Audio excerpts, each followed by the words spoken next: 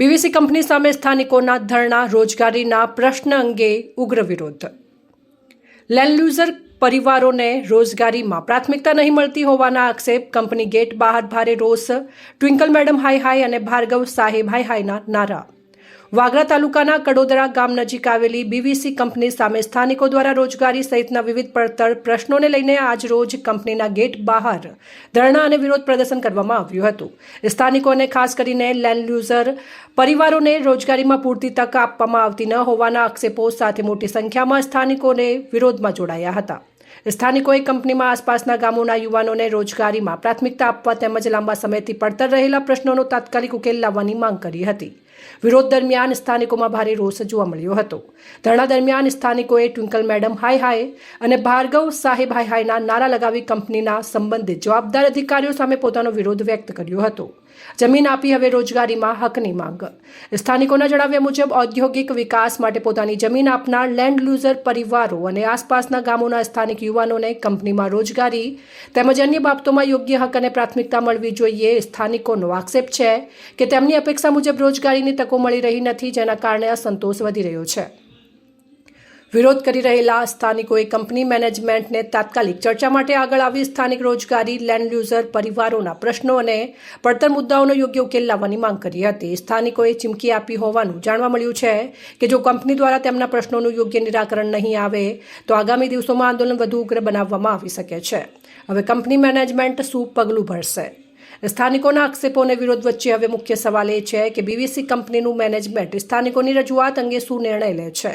શું સ્થાનિક યુવાનો અને લેન્ડ યુઝર પરિવારોને રોજગારીમાં પ્રાથમિકતા આપવા અંગે કોઈ નક્કર નીતિ અથવા નિર્ણય જાહેર કરવામાં આવશે કે પછી આ પ્રશ્નો ફરી માત્ર રજૂઆત પૂરતા જ સીમિત રહેશે? હવે બીવીસી કંપની મેનેજમેન્ટની ભૂમિકા અને આગામી કાર્યવાહી પર સ્થાનિકોની નજર મંડાઈ છે. મારું નામ યોગેશ કુમાર કનુભાઈ ગોહિલ, ગામ કરોડા, તાલુકો વાગરા. આજ રોજ અમારા ગામમાં બીવીસી કંપની આવેલી છે.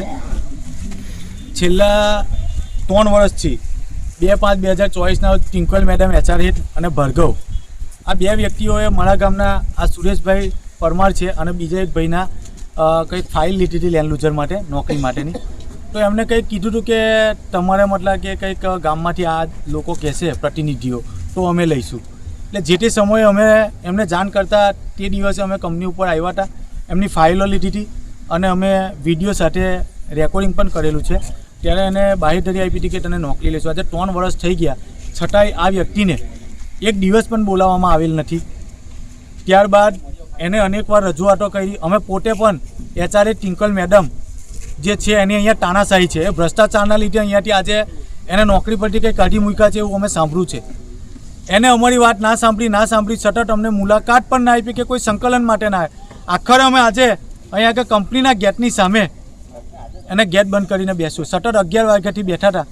અત્યારે અમને 3 વાગ્યા છે ને એક લેખિતના લાવ્યા છે અમારા જે પ્રશ્નો હતા તે, કે તમને કાલે 12:30 અમે કોઈક સાહેબ આવશે એટલે એની સાથે મિટિંગ કરવાની છે.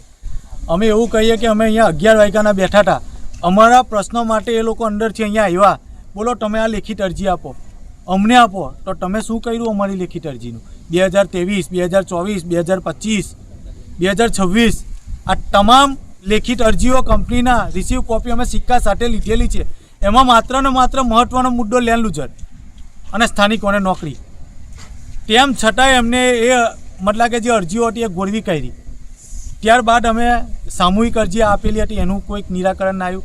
ત્યારબાદ અમારા જે ગામનો રોડ છે, એપ્રોચ રોડ, એ બનાવવાનો હતો. 11/12/2023 ઠરાવ કરેલો હતો ગ્રામ પંચાયત સામાન્ય સભામાં.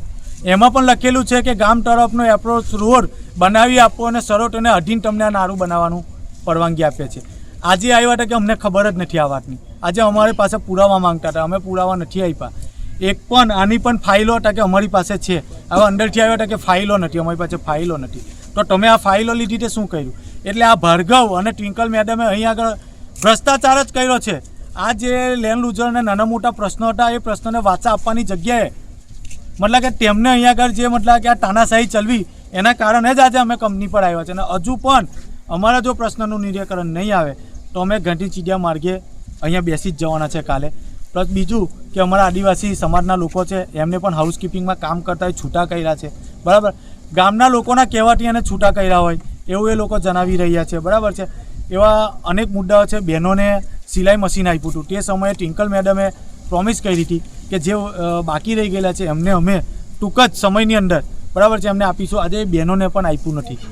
સિલાઈ મશીન જેવી જે યોજનાઓ મતલબ કે CSR ફંડમાંથી આપવામાં આવી હતી એમાં પણ ભેદભાવ કરવામાં આવતો હોય એટલે આ બેને સતત ને સતત આમ જ કામ કર્યું છે કે જેના કારણે આજે અમે કંપની પર આવ્યા હતા અને અમને લેખિત બાહેધરી આપેલ છે. રિપોર્ટર રંગુની જાકીર, ભરૂચ.